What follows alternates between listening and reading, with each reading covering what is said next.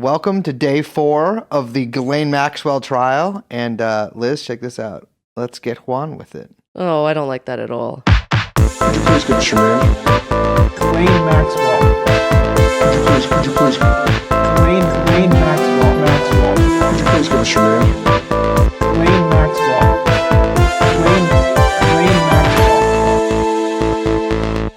Would you like if I did things like that a little lessy? Horrible. A little lessy than I'm doing now? Hello, everyone. Hello, everyone. You know what was stuck in my head today was Ghislaine Maxwell trial, day of the Soldado. Soldado? Isn't that what it is? It's like you've never even seen I literally Sicario have 2 never Day of the seen- Soldado. I haven't either, but I've had a lot of days of the Soldado. Oh, Soldado. Soldado. I don't know. Yeah. Actually, that is what I said, but I just said it in the weird Liz way. It means bodybuilder in Spanish. Really? Yeah, no, it means soldier. Does it? I felt like there was ejerito or whatever. I don't know. Ejercito? What the fuck? Hello, I'm Hello. Liz. My name is Brace, and we are joined, of course, by our Spanish-speaking producer, Young Chomsky, and the podcast is called TrueAnon. TrueAnon, hello. We just got done, like I said, with Ghislaine Maxwell trial, day 4. We got out. We're doing it quick. We've only been out for half an hour. Alice and Nathan let us go 15 minutes early. Oh yeah, true. Actually, we have been out for a little longer because we're becoming a real tight knit crew in there. I got to say, I did have a little vision. Don't get mad at me, but I had a little vision of us like maybe pulling together and doing a Secret Santa.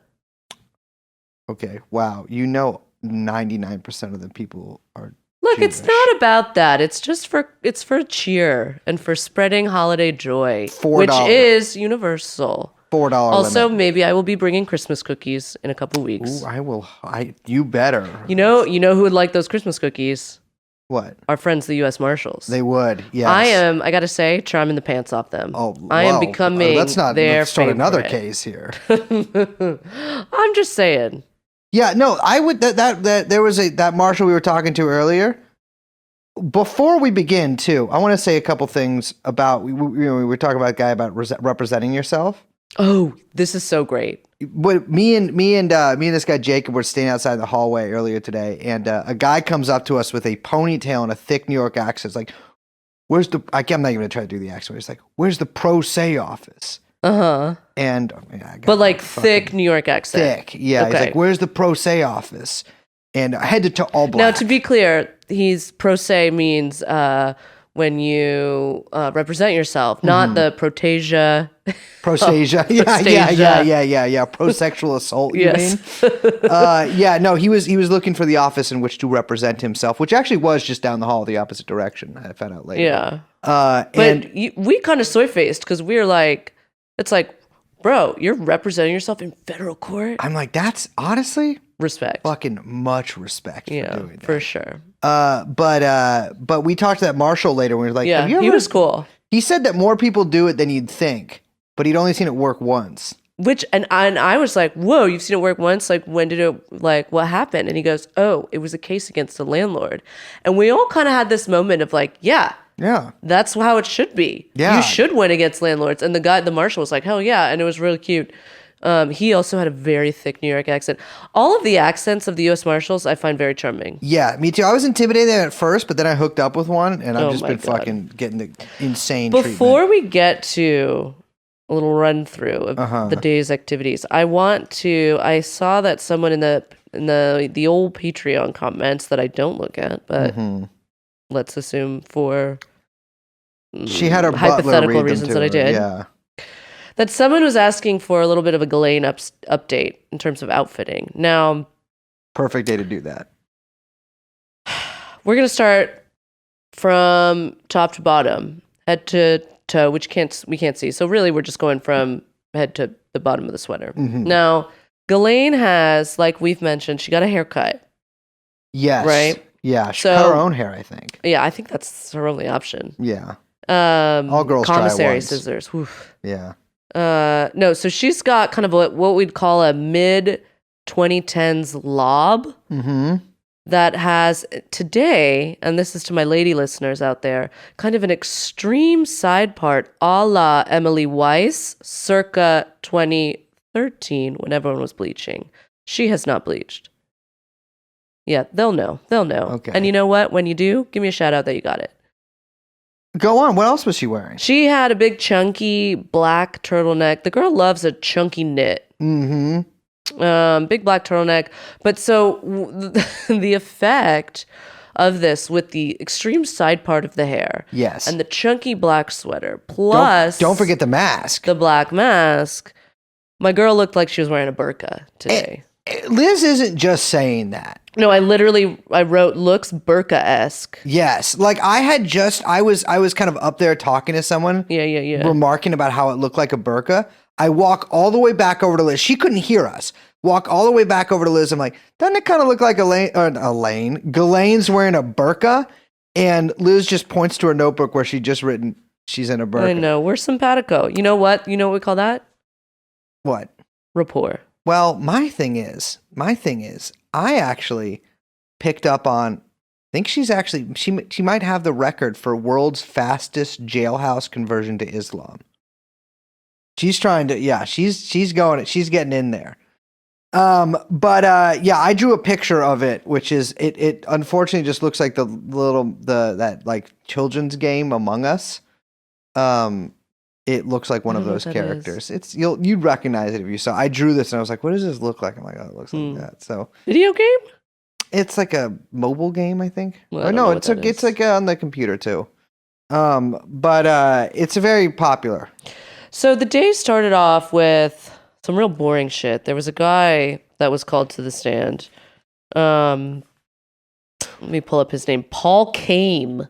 You wrote down his name? See, this is a guy. Look, here's the thing. Yeah. If I knew what was coming, I shouldn't have written down his name.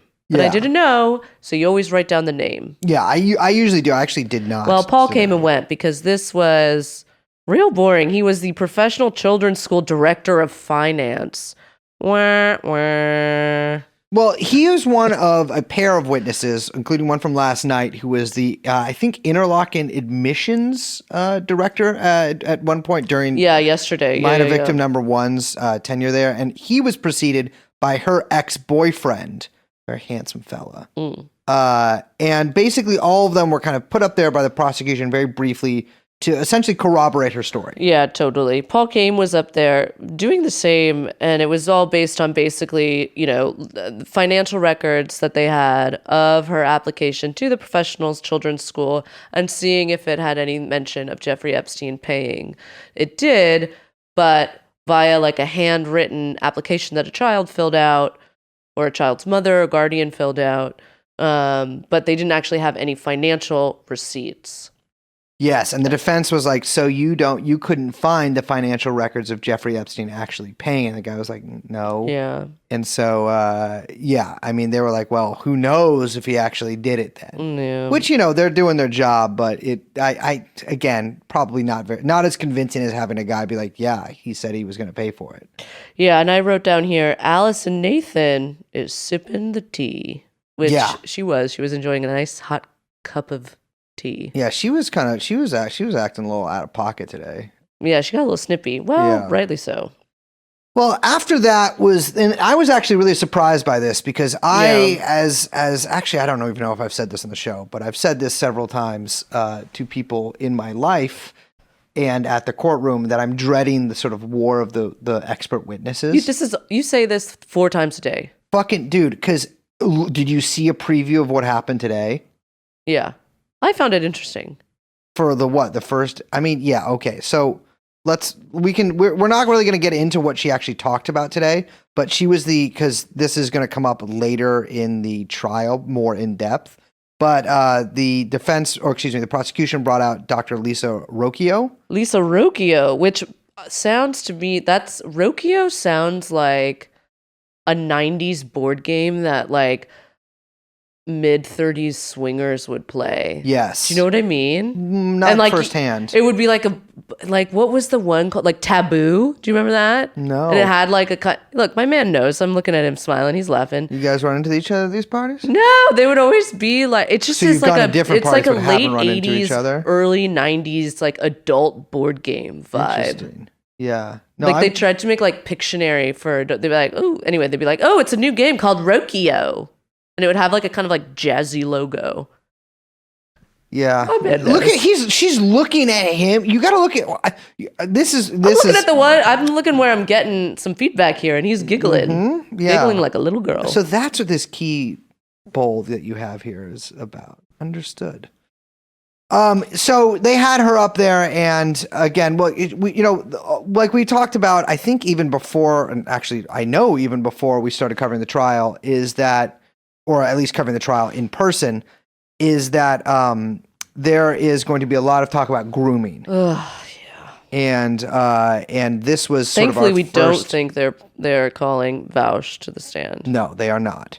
But there is going to be a lot of sort of, and again, there is no legal definition of grooming. And so that is going to be a very contentious sort of topic because that is a pretty big centerpiece of what's going on here. We are going to do much more on that when we actually get to, Christ, I wrote grooming, insane looking there. I label every page of notes I take. And sometimes during the day, I start drawing them like punk band logos. Oh my god! And so it's See, I go back through during breaks and highlight the points that I want to make on the podcast I wrote with a guide. my highlighters that I keep in my little pencil case. I wrote a guide to Julian in federal court.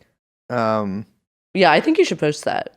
I will, but I'm afraid to post it now in case the Oh. court sees it and catches. Like I lay out every tactic Just put here. a guide to drooling in redacted, Plus a couple. I could be real with you. Well, I'd still or put be it the in one pig posting Latin. it. That'll fool him. I'll be Adults real don't with you. understand. A couple of young guns came up to me yesterday, I guess, and offered me a hit of their caffeine spray for their mouth. I don't like that. I did it. It tasted disgusting. I don't like that. Got me a little jazzed I don't like these up. like weird off-brand products they sell at bodegas. Yeah, I know. I've been buying this stuff from this guy near where I'm staying, which is like he's like it's energy stuff, but it's in this like little bag, and I have to use like this crazy stem to smoke it. It's insane. All right.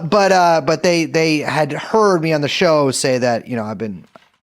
Well, I'm not going to talk about it anymore, but I maybe hit the jewel once or twice in a courthouse, and they asked me for a hit. Of course, I gave it to them, but now I have COVID, and they have herpes simplex too. So there you go. Just kidding. I do not have that. I have 3. Cut that So part. to our main event, a guy I know have talked about on the show before. In fact, have read transcripts of prior to this, with all of us, I believe, playing a role. I think I was Alessi when we did this. I know. I was just thinking because I said, "Oh, young Chomsky was Pagliucci, who is Ghislaine's lawyer." Now I know what you're talking and about. Pagliucci, that's also not how you say his name, which is why you're confused. Yeah. But Pagliucci, who is the one who was questioning. Yeah. Well, he was questioning some of the evidence in front of Alessi today. He will probably. It looks like he's handling the cross of Alessi tomorrow. Mm-hmm. Well, he's tangoed with him before. Exactly. But I have actually played the role of Alessi, and so it was interesting to see him in person. So for those of you who do not know, who are not long Did you time see my listeners, drawing? no. Oh yeah, I did. Yeah, I saw you showing your drawing to someone else before you showed it to me, which I thought was. You were doing something. I get you veto were power. wrestling. What if you? Well, I was not. I was doing very little wrestling today. Plus, the marshal in the room was asleep for most of the day, so There was the cool I had free rein. marshal. Yeah. The old. Then Yeah. we had a hawk later who was kind of standing over. Yeah. everyone, There's the but- one who's like the little fascist. Yeah. Well, He that's the scares me. boss. I really don't like. Yeah, that I don't guy. like him. Unless you're listening to this, in which case I salute you and I back And the look blue. forward to some Christmas cookies. I guess you're blue. But Juan Alessi was sort of a nebulously titled employee of Jeffrey Epstein. yeah. I would call him if we're doing that tier system from the other day, which I know there was some contention about, but All right. I feel like I really Tier C. asserted myself in that tier C. Yes. Exactly. He was a tier C employee. This man was not Wait. invited. What? No? Yeah? Ghislaine is tier B. Ghislaine is tier A. The other, oh my fucking god! In terms of employees under Epstein, Epstein does not count as an Epstein employee. By the way, to both If of he's you, self-employed, he could be employee and owner. Oh but my god, he was employed by the government of Israel as not self. Well, I guess technically, no. But no. So Epstein's employees, we have Ghislaine is the only person on A tier. And then we have like Sarah Kellen, Emmy Oh, Taylor, I see. Glenn's Okay, assistant, okay, B okay, okay, tier. okay. And then So Visosky Alessi I'm is putting like, in there too. yeah, he's And like Visosky was like C plus B minus. I C would plus say. plus. No, he was B minus. Alessi firm C, and Yeah, frankly, a kinda hard sounds C. like a low C. You know, to Now match I him, want to guess. just do a little bit of a description of this man. Yeah, He's so gentle. very gentle. He is 72 years old, Mm-hmm. Ecuadorian, Yes. heavy accent, Mm-hmm. Rotund. rotund, bespectacled. In like a very like, you know how like most I don't know if this is, I'm going to try to say this as, you know how like Mexican dads look, like that sort of like, you know, they're kind of just big. Yeah. He had that body. Yeah. Where it's like, it kind of, yeah. You know what I mean? He's kind of just like around. He's like a soft pyramid shape. Yeah. He worked for Epstein He's from very cozy. 1990 to 2002 at the El Brillo house in Palm Beach, Florida. Yes. And his job was, well, it seems like he did a little bit of everything from maintenance to house cleaning along with his wife. And so I think we read her transcript as well. Yeah. And also chauffeur. Yeah, it seemed like basically, so he was hired by Epstein, referred to through Leslie Wexner's mom. So that was a little unclear. He was doing maintenance on a bunch of houses for rich people and like Yes, work in Florida. In Florida, exactly. And he made mention of two people. Someone named, I believe, I wrote this down, but Weissman. we're gonna have to wait for the transcript. No, it was like Meisner. Meisner. Yeah. I have that too. And referred by Mr. Wexner. I have that. I'm gonna look that up after we do the episode Okay. and figure out if I can figure out who that is. Well, don't quote us, which is why Yes. we're saying it on a recording. But also made mention too that he worked at Leslie Wexner's mother's house. Yes. As well. So I was assume he wouldn't just mention that without that having. That's an old woman. Yeah. She's 400 years old actually. But It's even in crazy. the 90s. She came here on the Mayflower. It was actually no. She came here on the land bridge from the Eurasian land bridge. It was. She said a very perilous trek. That's why she made it all the way down to Florida too. Incredible. Oh my God. Met Jeffrey Epstein in the early 90s and then worked for him for quite a long time. Yeah, Epstein was doing major renovations on his house. So it seemed like at first he was actually like, my assumption is that he had some contacts in construction. Yeah. And because Epstein was doing renovations, you need a guy who knows people doing construction, blah, blah, blah, handling the house, as opposed to like being a house manager, butler man. Yeah. Which his role turns into in the later years. Yes. Yeah. He sort of described himself as a house manager, but like didn't really, it seems like he was literally managing some of the things in the house, but Ghislaine was as was made apparent, very clearly his boss. Well, yeah. So like, I feel like Juan and Ghislaine need to kind of have it out a little bit because oh yeah.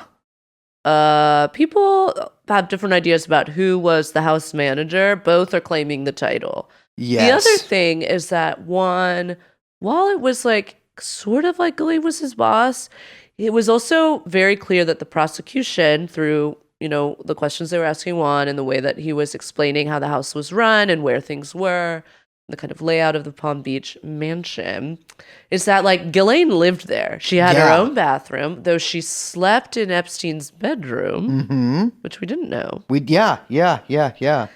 So it seems very clear that the prosecution was kind of pushing back on the idea that Ghislaine was simply an employee. Yes. But in fact was, while she was directing and asking Juan to do things, though Mr. Epstein was as well, it was kind of out of a capacity of, like, in a capacity of living in the house. Yeah. And that seemed very central. Yeah, something I noticed too, along with that. I mean, I picked up on that too because, if you can remember from our talking about Visosky, the pilot, is he was pretty much like, yeah, there seemed like there was something personal between them, but like she was his employee. Right. Whereas Juan is like, she's sleeping in his bed. Yeah. And the address book, the black book, which little foreshadowing my own right there. The black book said JE plus GM address book. Yes. That's how it was labeled in the evidence, although we did not actually see the cover itself.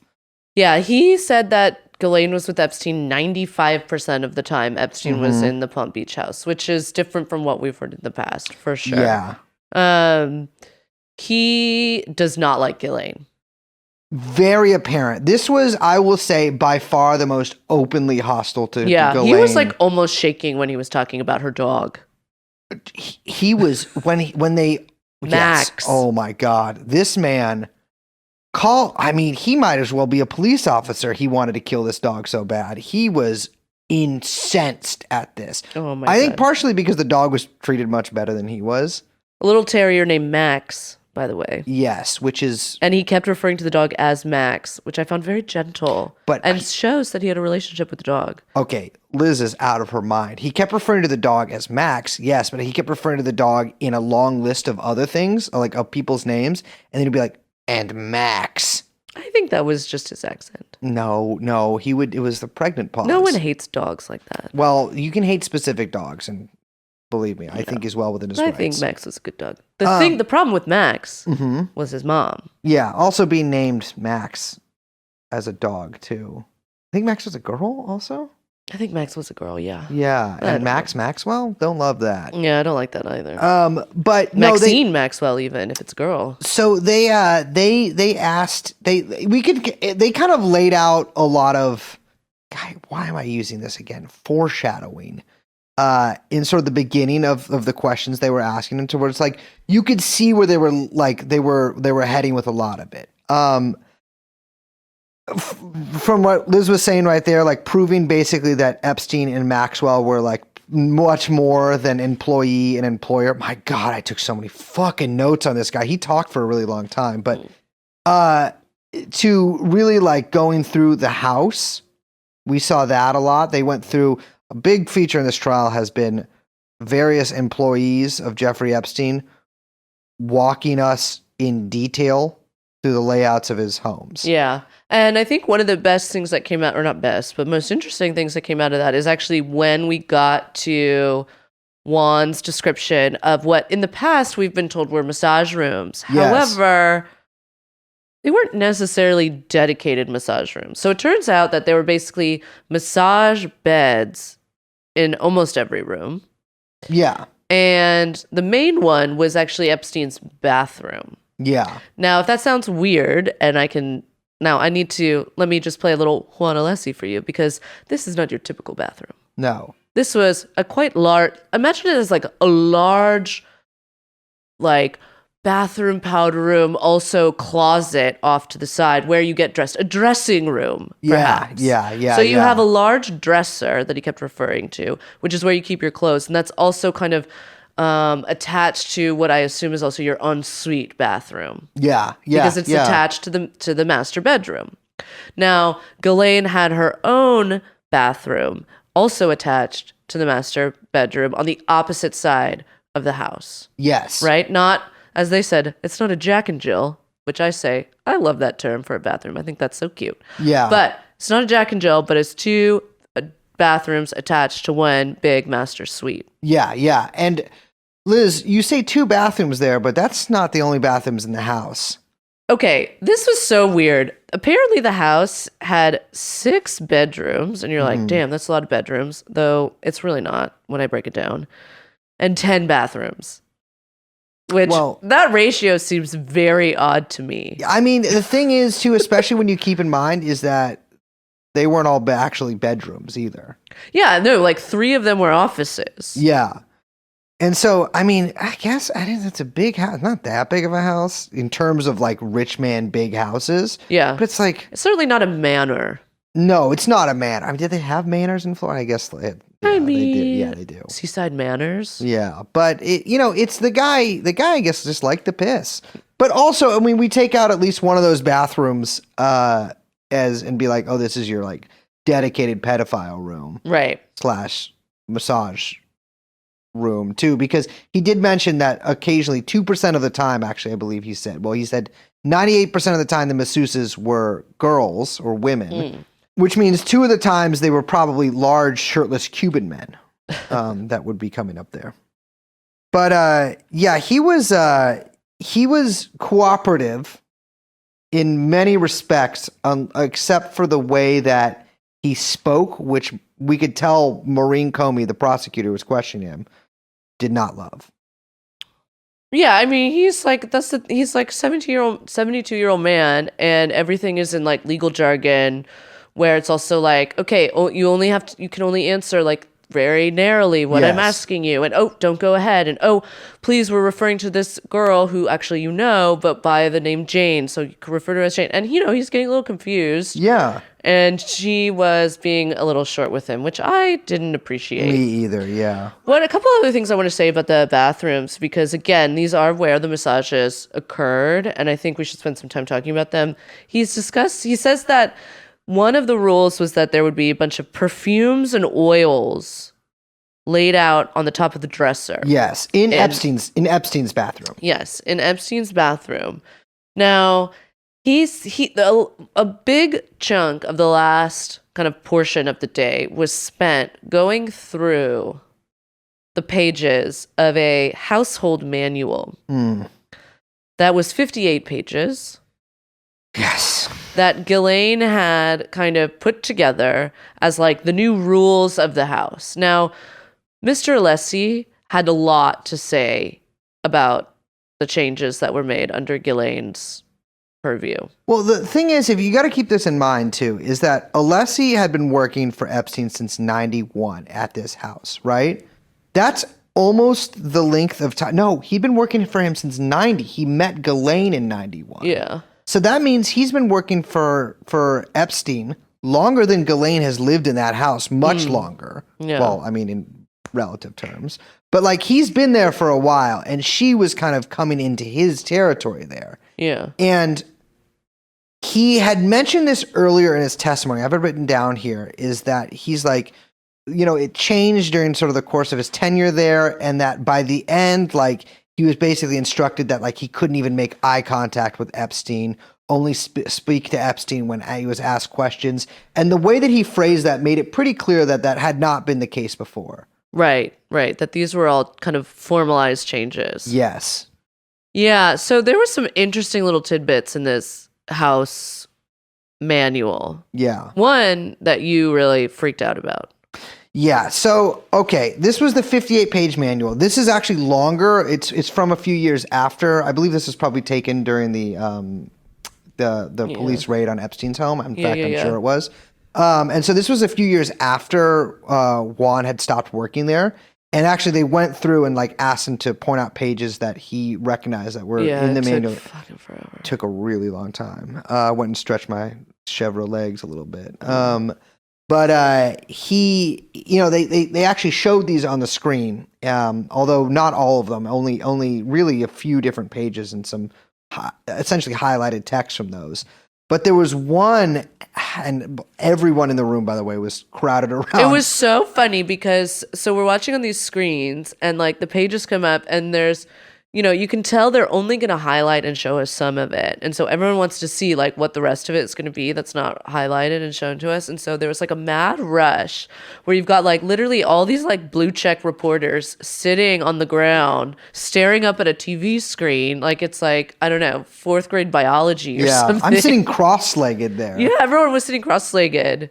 But there was some pretty interesting stuff there. So Really cute. It was and he was, by the way, pissed. He called this really degrading. Oh, he was like, yeah. He was not us sitting there. He didn't see that. But the manual. The actual manual itself. I mean, this is like decades later, and he's still very upset about it.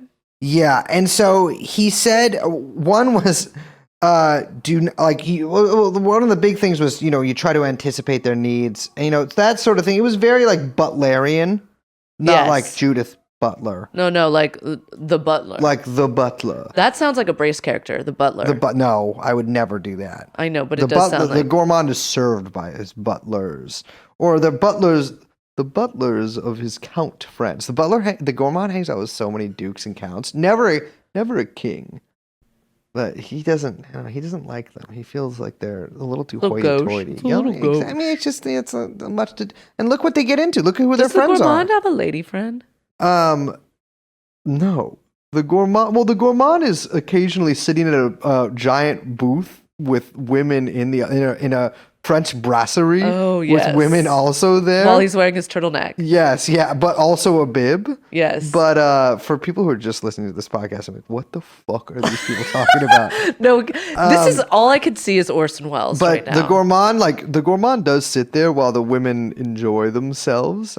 Sip maybe a little bit of sherry. The gourmand cognac. loves cognac, sherry. It's anything that comes in a velvet bag, which is his favorite thing to pet. Although not in the way that poor man from the Steinbeck story did. He should have. Okay. Quite frankly, he should have eaten that rabbit. They're succulent.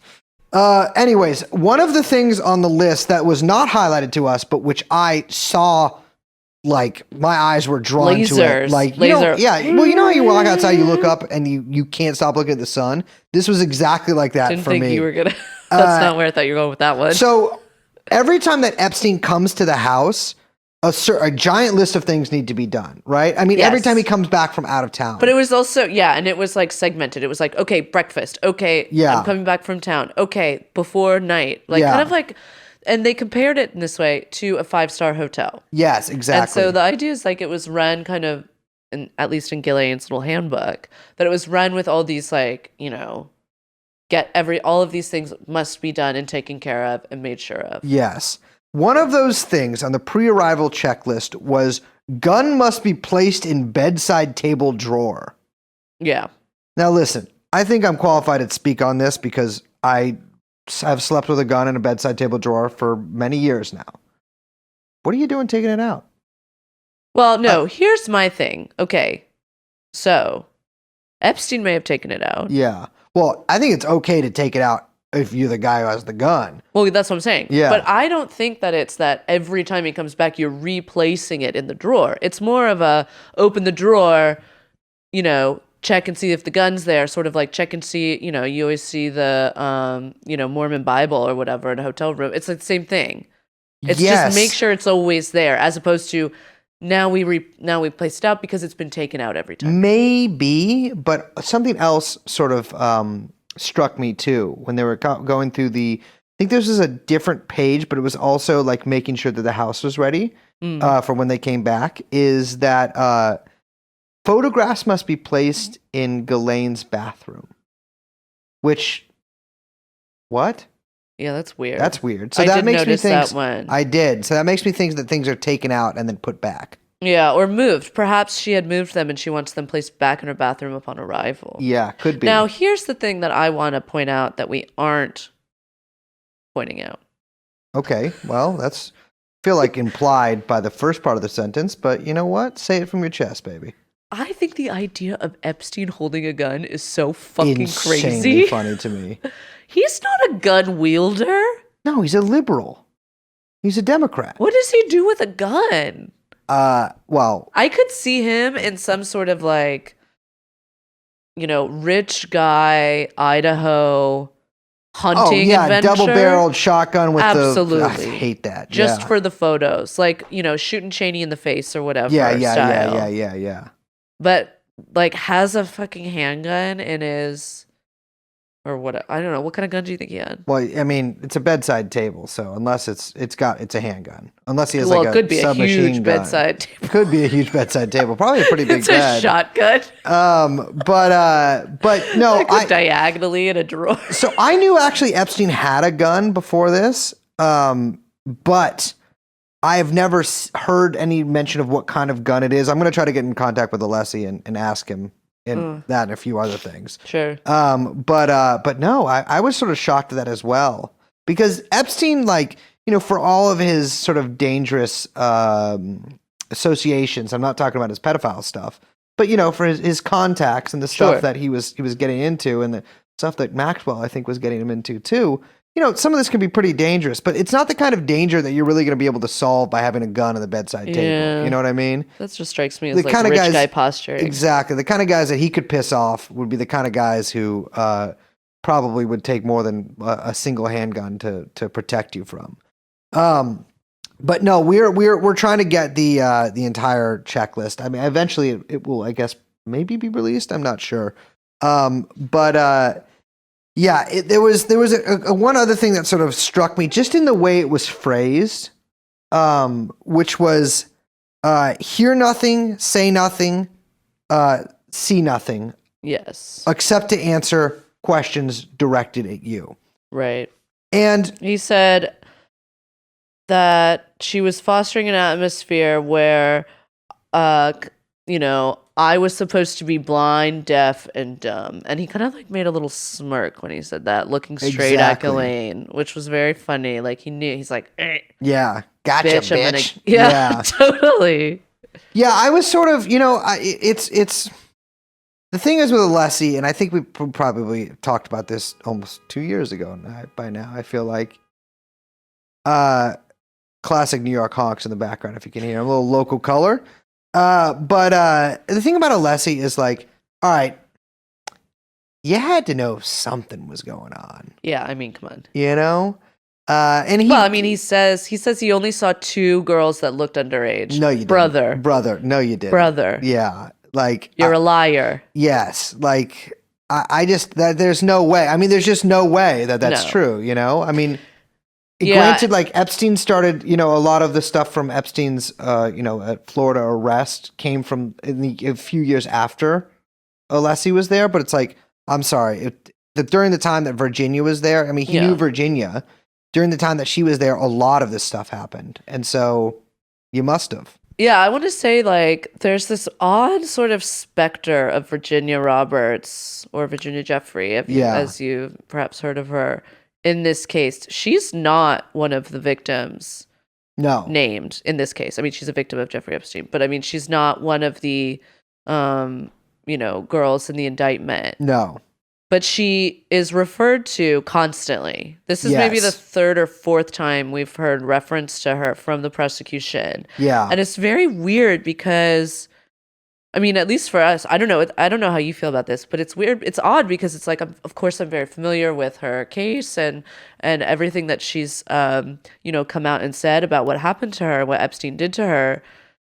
But it's like she's kind of this weird sort of like specter or this thing that's sort of just like kind hangs of over it. Yeah. hanging over the case, but it isn't there, but is there. It's like this very odd presence that I don't really know what to make of, like as if we're all supposed to kind of know like who this girl is and what her, what happened to her, or that we're not supposed, I don't know. It's like I don't really know what to make of it and the way that she's being utilized by the prosecution. Well, I mean, I think in one aspect, like, she had this pretty publicized civil suit against Ghislaine, right? Yes. Which is Yeah. where like a lot of the stuff, like I think that Juan Alessi testimony actually came from. Right. And so, I mean, I think there's a bunch of reasons they're not using her, which I don't know if that's what you're talking about, but I think, I think that like they're trying to establish in some ways that like this is someone that they can name, right? Like she's public, they don't have to file the documents under seal.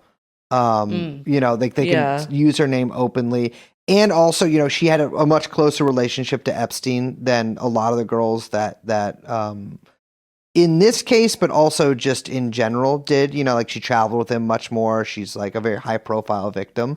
And so I would expect like, I don't know. I think there's just this certain amount of familiarity and documentation with her case too. But like also, Alessi knows who she is, right? Like she was around the house all the time. And so I think she's just easy to use in that regard because like, well, this is another like identified young girl that is very publicly accused Epstein of this stuff. But we know that, but the jury doesn't know that, I guess is what I'm saying. Yeah. And so I think it's an odd way to kind of like, they're sort of like half in, half out with her story. And it's a kind of very odd use that I don't, it's like they keep teasing it. They keep saying, and you saw someone named Virginia Jeffrey, or, oh, and you remember someone named Virginia. And he tells the story of meeting Virginia for the first time. He drove Ghislaine to check out the spa at Mar-a-Lago. And as they're driving away, Ghislaine tells him to stop the car. Yeah. And they see this young blonde girl, he says maybe 14, 15. And she, goes after her. And then later on, he sees her at the house, and that's Virginia. And that's how, kind of Virginia's interactions with Ghislaine and Epstein and the years of her abuse begin.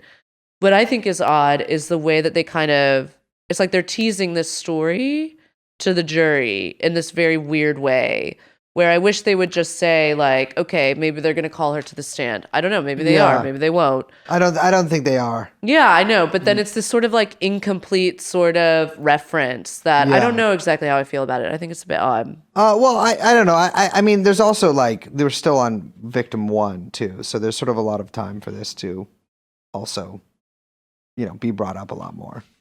So the Black Book also made an appearance today. Yes, or not. Yes, it's Another half in, half out. exactly. Well, the thing is, I think this is sort of tricky legally, and I'm actually not entirely sure what the idea behind using it is.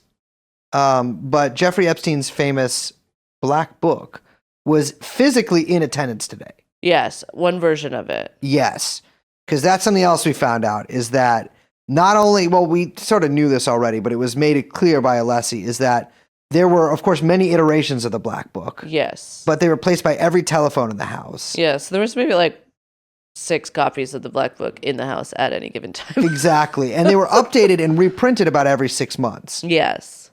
So the Black Book that was present today is actually from, again, like a few years after Alessi stopped working there. Yes. There was a really funny moment where Maureen Comey was like, about what time do you think this could be from? And he's like, flipped back through it, and he's like, well, it says here 2004 to 2005. And then it was like objection and thrown out for some reason that I don't understand, but it was very funny. But there is a lot of pushback from the defense about including this as evidence because, well, a lot of big names are in there, but that might not want their names bandied about in a federal trial. But B, the chain of custody on this piece of evidence, because remember, this was taken from Epstein's. Well, actually, no, it wasn't. It was taken from Epstein's house by a guy that actually replaced Juan Alessi, and then he tried to sell it.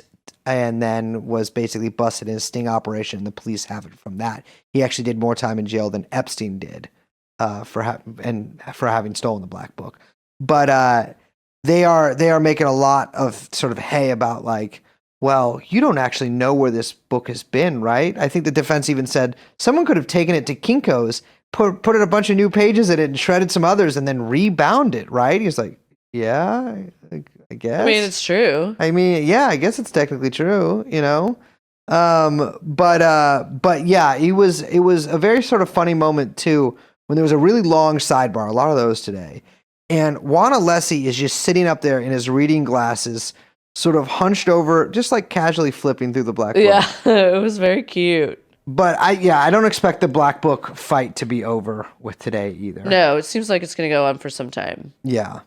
The day ended with kind of like a big fireworks display in testimony.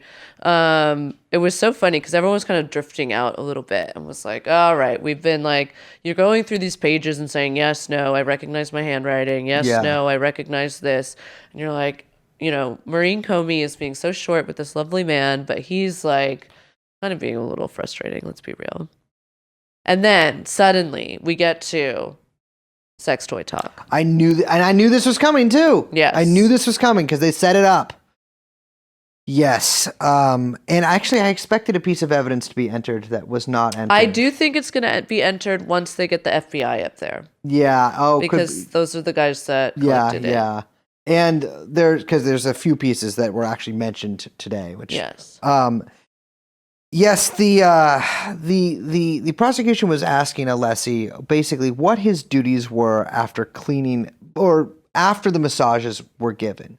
And it became very apparent. They actually frustratingly had to ask the question kind of over and over because there kept being some very strong objections from the defense's side, really just like kind of delaying getting it out there. But basically what his duties were after Epstein had been given a massage. And so he said, he'd go in there and pick up towels and, pick up oils. He called them exotic oils. And there was, Comey sort of had to narrow the question a little bit and be like, was there ever anything in there that you were surprised to see or didn't see very often?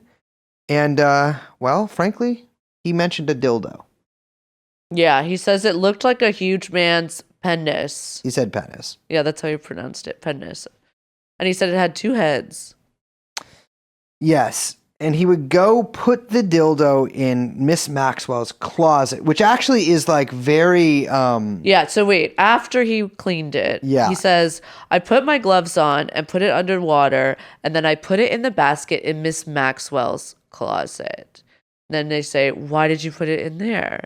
He says, because over time, that's where it became known that that's where it belonged.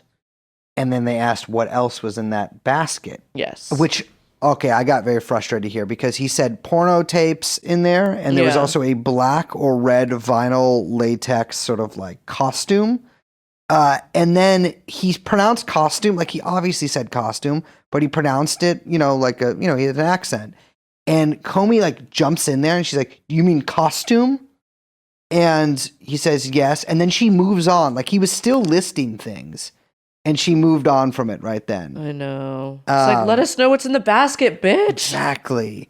But it's pretty She's important. so annoying. I know. But it's pretty important, I feel like, to the case because, that shows that obviously, like, the linkage between Maxwell's bathroom, Epstein's bedroom, Epstein's bathroom.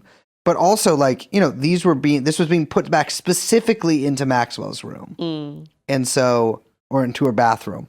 And I think they're doing a pretty good job of like drawing like, yeah, that's like, look, these things are connected. Like these massages, even if she's not there, like they're using her stuff and it's like she's part of this sort of machinery. Yeah, like it was hers. Yeah, exactly. Yeah, I got to say that everyone in the room perked up when this happened and tip. We're like, well, there's no one's typing because there's no electronics, but everyone was scribbling like furiously and so excited and like grins on their faces. Mm-hmm. And there was some like British jackass in there who said something like, oh, I knew. Oh, now I just was going to get to the end of this story. Oops, I got a spoiler here. Well, this jackass, as we were leaving, he was like, oh, I knew they were going to like dump on him. I knew they were going to get him on something, talking about Alessi. And it was because of the like kind of sad personal story that he mentioned at the end. Yes. Are you talking about the guy in the glasses? With the like tech vest? Yeah, you know that's Ghislaine's friend, right? No, not that guy. Oh, okay. No. The like British journalists. Oh, I don't know. I think it might be BBC, but I'm not sure. Well, anyways, we do have a little sad ending to this. Well, it was mostly sad because of the way that Juan was acting, but I had actually totally forgotten this part of the story. Yeah. Juan talks about how he stopped working there in 2002, and then he was asked by Maureen Comey if he ever came back to the house after that. And he was silent for a really long time. Yeah, like he was embarrassed to talk about it. Well, at first I thought the audio cut out because it was like, this wasn't like a couple beats and then like he started talking. Yeah. This was like 15 seconds of silence. Yeah. And then he says yes. And he says that he broke into Epstein's house in 2004 and he took $6,300 in cash that he had in an envelope from Epstein's desk and like snuck out. And he was like really sad about this. And he tried to explain, he said, this was a really hard time in my life. I was sick and I had a relationship with someone that wasn't romantic, but I was unfaithful. He was explaining this whole situation and that his wife and his family kicked him out of the house and he was desperate. And Yeah. He didn't know what to do. And so he went and broke into Epstein's house and stole a bunch of money. Yeah, exactly. And he said that Epstein called him after this happened and arranged a meeting. And he showed him a picture of Juan inside the house. from the Yes. night of the break-in, which to me, I said, so Epstein's got cameras in the house. Well, yeah, but it's also like, Alessi, you know this man has cameras in his house. Wow. Look, he was a desperate man. Yeah. Now, at that point, he says that Epstein like talked about his mother, and he said he kind of like had it in this way where he felt, I think there was a couple of things. I think he was embarrassed about the break-in Yes. and about what happened. But also, it seemed like he almost was like thankful for the way Epstein approached this entire situation because no charges were pressed. Epstein told him, okay, we're going to treat it as a loan. And Juan, like, very proudly said, I have the receipt. I sent him a cashier's check, $6,300. I paid him back, blah, blah, blah. Like, he was very proud of that fact. And so it seemed like he was almost embarrassed to kind of have to tell this story that humanized Epstein a little bit. Yeah. In addition to the personal embarrassment he had of, you know, at that point in his life being in this desperate situation. I have a couple theories of what was going on, but Yeah, well, I don't want to speculate too much on the man's life there, but yeah, it was interesting that he said it was not romantic. So I'm assuming an emotional affair. yeah, Liz thinks otherwise. I think it was a sugar daddy thing. Yeah, well, but you know, if you got those kind of things, you got to, you know. Those can't, you know, that could be emotional too. Well, but the summary of that is really like, you know, learn from Juan. Never give a dime to a woman. Well, we're gonna hear more from him tomorrow because the cross-examination of Juan and then the redirect is gonna take some time. Yeah, and I think definitely. that the defense has a lot of questions and a lot of details they want to hammer Alessi on. Yeah. I mean, Ghislaine needs her revenge too, right? You know, Oh this my guy got gosh. his time up on the stand being you know, being able to tell off his old boss. Yeah. And she can get her lawyers to needle him to fucking oblivion. Well, we will definitely be there to witness it all. I'm Liz. My name is Brace. We are, of course, joined by producer Young Chomsky, who is about to be put away for the rest of his life in federal prison for producing this podcast, which is called TrueAnon. And we will see you next time. Bye-bye. Please give a share.